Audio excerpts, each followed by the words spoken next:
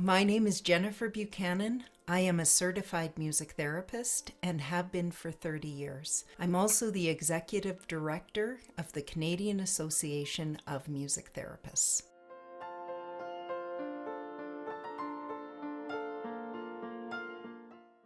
Adolescents and adults have the same parts in their brain. They're just at different developmental stages. We're going to talk about the amygdala. The amygdala is the one where it can be triggered quickly. And in adolescence, it can be triggered a little even faster than when we're adults. You may experience that you want to fight or flee or freeze. Once that amygdala is on fire like that, it is so difficult to make a conscious decision. And really, it's really difficult to even make a good decision.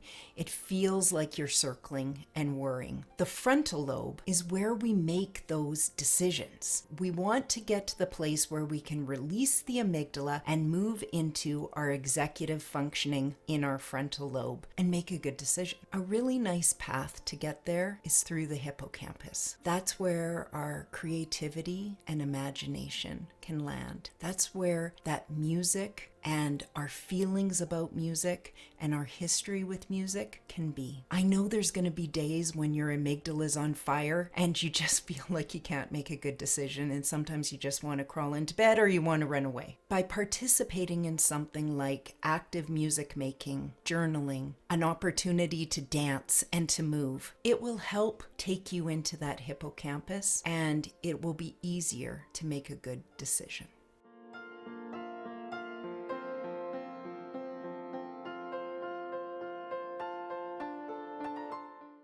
We all need help at different times in our life. What we see as music therapists, both in medical settings and community settings, are individuals that start feeling low and depressed for longer periods of time. That's an indicator. Everyone can get low, but when you start being there more often, that's when you definitely want to be able to talk to somebody about that. We also see a lot of youth that have gone through something really difficult and tragic, the loss of someone important to them in their life.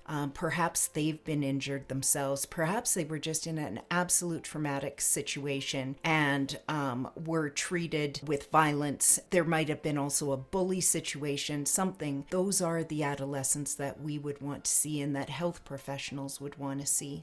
We also see people that have had moments facing the law. It might have been their first encounter, it might have been their sixth encounter, and some of them feel fine about it, and it's become quite a cycle for them. And then there's others that it was their first time and they never ever want to go back to a jail situation again. Those will definitely be people that we see. And finally, there's individuals, these young adults, that they're just really struggling with all the dynamics with relationships. It could be with friends, teachers, their own parents. They know they want something different. They're wanting something better for themselves. And so working on these relationships is something that they're looking for. As a healthcare provider, your eyes need to be out for all of those things. The youth that is just feeling extra quiet, the youth that's feeling extra chatty, the youth that's feeling isolated and alone, the one where changes have been happening. We want to be able to see those youth whenever we can.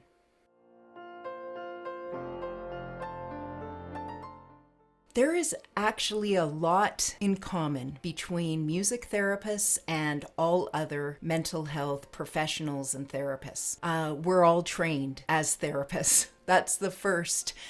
We all know how to be with people going through difficult times and walking with them and setting new goals and objectives, being very present, listening. And so that therapeutic component is very strong. What's different, of course, is that our pathway to get there, unlike talk therapy, for example, we're going to use music as this bridge into how someone is feeling feeling, what they're going through. They will share with us their music. We may even move together, sing together a song. We may create songs from scratch, and songwriting will be a big part of the process. But we don't do anything that the person in front of us doesn't want to do. We want to be there as someone that they feel safe with and secure. And music has this great capacity when we're working with young people to find a place where we can create a relationship, establish that relationship quite quickly, and the results can be very effective.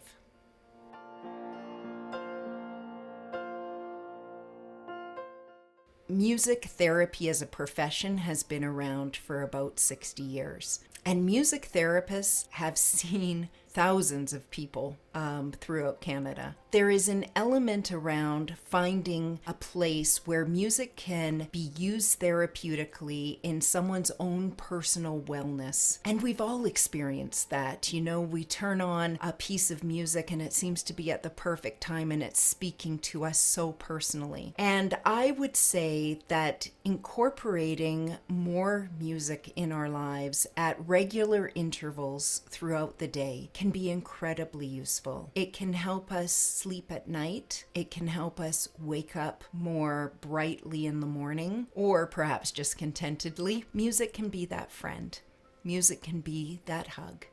And music can often make us feel better.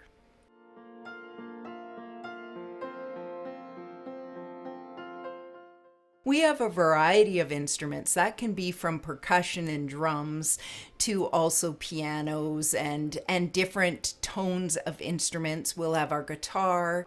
We also have a variety of activities that we call interventions in therapy, where we may actively move through a process over time to really get to know the people that we're working with and to find out what music is going to be best for them in helping them feel better. So that could be something like songwriting. So for example, we may take a theme of a goal that you are wanting to achieve. Maybe it's to feel more confident with your best friend even, or to make a new friend.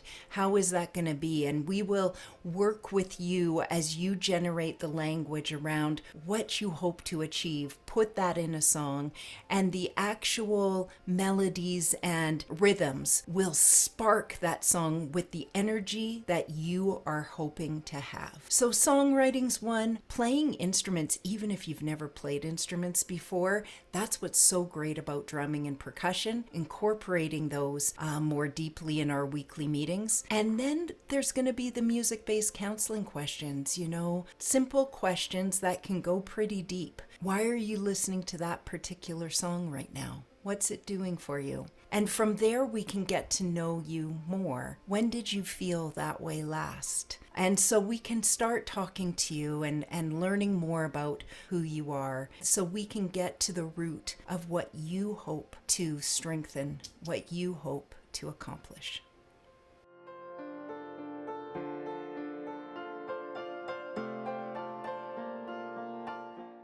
There are many other allied health professionals that are going to be using that, many mental health professionals that will incorporate music. As a music therapist, it's where we live. It is where we're going to focus, as we believe that within our training, that it is a really useful pathway to get you to where your goals are. We often co-treat with others. We often work with other mental health practitioners, and if you've got someone really special that you love working with, we could also provide consultation and work together with them just to help you reach your goals sooner.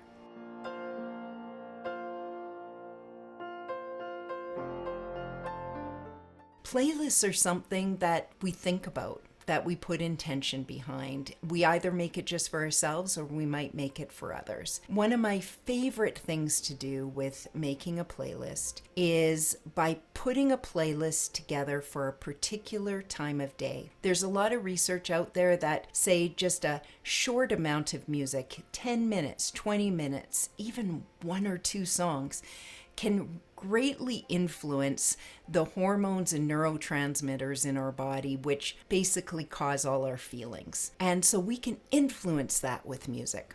So what I'm going to suggest is I want you to think about a time of day where you know already you need a boost. You want to feel better at that time of day. Some people it's in the morning, some it's in the evening, some it's midday. But I want you to pick a time where you want a little boost. And then I want you to think about the feeling you need at that moment. What are you missing? Do you need to feel safe? Do you need to feel joy? Whatever you need in that moment, that's the name of your next playlist. It's not one we get off streaming. It's one we're going to make for ourselves. And all you need to do is find 3 to 5 songs that are going to go on there. Every time you hear them, they make you feel that way. It is very, very difficult to think of other things when your brain is actively trying to make and create. And sometimes we do just need to escape. We need that moment. It's just gotten too heavy and you just don't want to revisit it anymore. Taking a moment to make and create can help you with that breath and that getaway. And now also you're going to develop some new neural pathways in the meantime.